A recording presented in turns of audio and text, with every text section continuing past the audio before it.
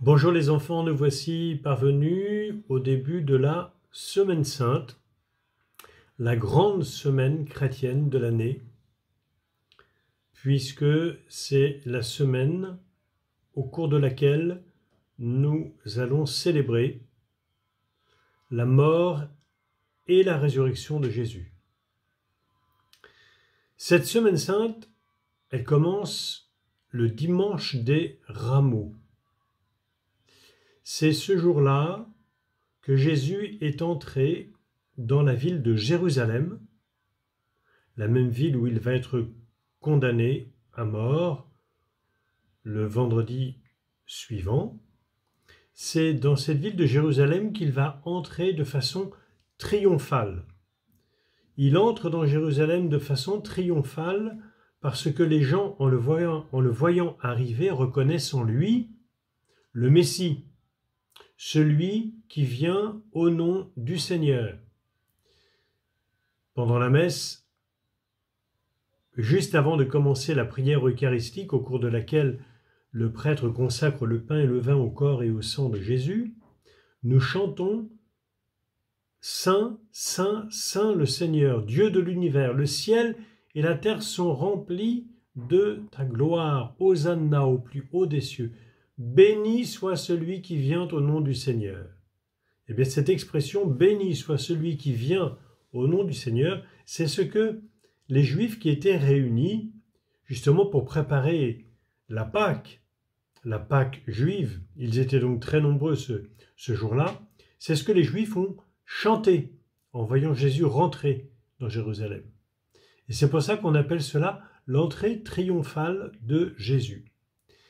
Et ce jour-là, le jour des rameaux, pour nous chrétiens, nous faisons une procession avec dans notre main des rameaux de buis ou d'olivier. Qu'est-ce que signifie? Pourquoi tient-on dans la main des rameaux de buis et d'olivier? C'est la question que je vous pose, et voici la réponse. Ce jour-là, les hommes, les femmes, les enfants qui étaient là et qui acclamaient Jésus le jour des rameaux, eh bien, ont pris des branches, surtout d'olivier, parce que c'est l'arbre qui pousse beaucoup dans le pays de Jésus, et ils ont mis ces rameaux d'olivier sur le sol pour honorer Jésus et pour que les pieds de Jésus ne touchent pas la terre. Donc on a mis des rameaux d'olivier, ils ont même mis aussi leurs vêtements pour que les pieds de Jésus ne soient pas au contact de la terre. C'était une manière de reconnaître la royauté de Jésus. Voilà pourquoi nous tenons des palmes à la main le jour des rameaux, pour nous souvenir de ce jour où Jésus a été acclamé comme roi. Et où ces rameaux que nous tenons à la main, eh bien les gens les ont jetés à terre pour que Jésus marche dessus sans toucher la terre elle-même. Après le dimanche des rameaux, durant cette semaine, il y a 3 jours importants. Le premier jour, c'est le jeudi, puis le vendredi et enfin le dimanche. Le jeudi est un jour important parce que c'est le jour où Jésus a voulu réunir ses apôtres dans un lieu que l'on appelle le Cénacle. C'est dans une maison qui se trouve dans Jérusalem et qui appartenait à l'un des disciples de Jésus, sans doute celui que l'on appelle le disciple bien-aimé, qui avait une maison dans Jérusalem, qui était originaire de la Judée et qui était d'ailleurs, comme nous le verrons en suivant les offices de la Semaine Sainte, qui était connu du grand prêtre. Eh bien, Jésus au Cénacle, dans la maison de ce disciple bien-aimé, Jésus va faire 2 gestes importants. 2 gestes importants. Bien sûr qu'il va leur donner quelques paroles qui jaillissent de son cœur, et en particulier ce grand commandement, le commandement nouveau, aimez-vous les uns les autres comme je vous ai aimé.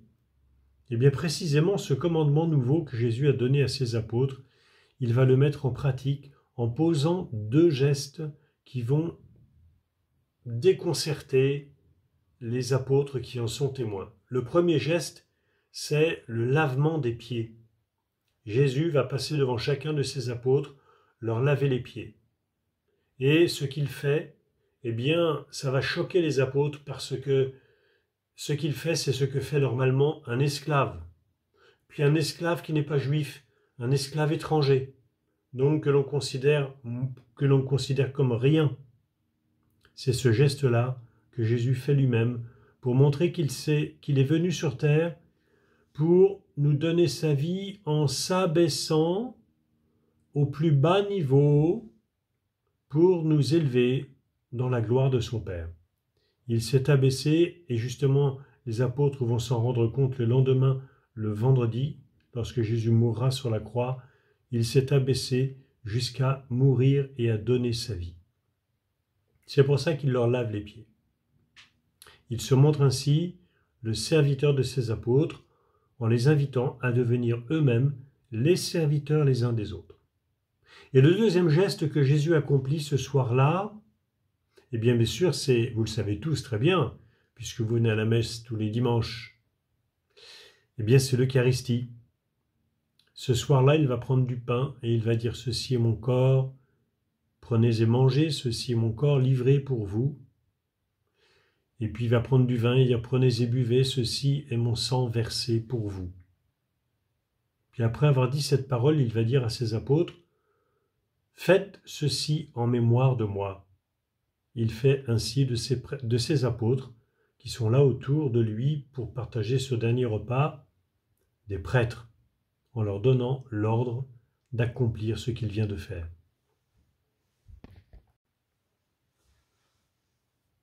Après ce repas partagé avec ses apôtres, au cours de laquelle il leur a lavé les pieds, puis donné son corps et son sang en nourriture, Jésus va aller au jardin des Oliviers, où là il va être arrêté. Et il va être conduit chez le grand prêtre Caïphe pour être condamné. Puis chez Pilate, le gouverneur romain, qui a le pouvoir de mettre Jésus à mort. Et Jésus va être condamné à mort. Avant cela, il va souffrir bien sûr la flagellation, il va souffrir le couronnement d'épines, des coups, des blessures, et surtout, l'abandon de ses apôtres. Il est seul. Et c'est le grand chemin de croix de Jésus. Le vendredi saint, il va être crucifié entre deux bandits et il va donner sa vie pour nous. Ce qu'il a accompli la veille en célébrant l'Eucharistie, eh bien, s'accomplit réellement le jour du vendredi saint. Jésus donne sa vie en rançon pour la multitude, pour nous pardonner nos péchés. Alors au pied de la croix, il y a un disciple qui est présent. Quel est son nom? Quel est le nom de ce disciple qui est présent? Le nom de ce disciple qu'on appelle le disciple bien-aimé, qui est là à côté de la Vierge Marie. Quel est le nom de ce disciple? Eh bien, le nom de ce disciple, c'est Jean. C'est lui qui va écrire précisément l'évangile que nous entendrons à la messe, l'évangile selon saint Jean.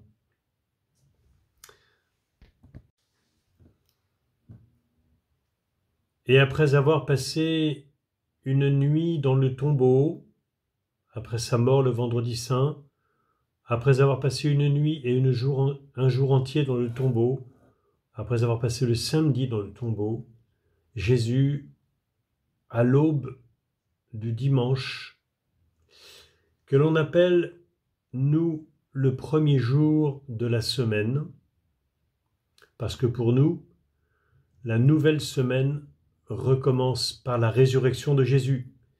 Jésus ressuscite d'entre les morts. Et ce jour-là, il est apparu à plusieurs personnes. Mais il y a une femme à qui Jésus est apparu. Quel est son nom?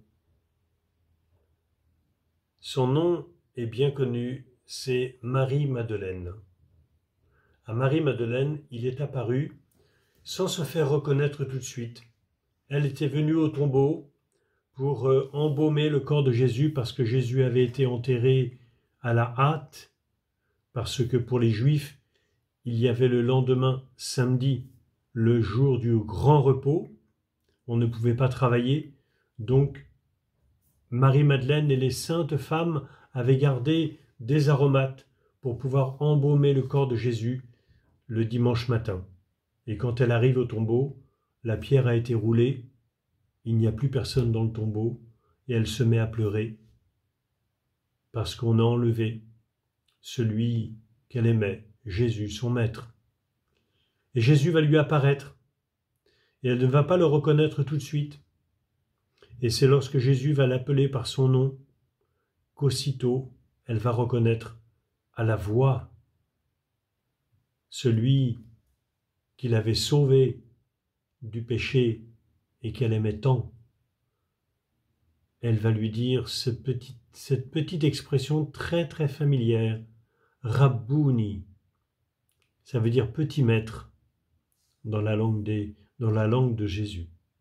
Voilà à qui Jésus est apparu au matin de Pâques, et c'est à elle que Jésus va confier la mission de dire aux autres apôtres qui, eux, étaient complètement désemparés et s'étaient cachés parce qu'ils avaient peur des Juifs, ils avaient peur d'être arrêtés à leur tour et d'être condamnés et de mourir.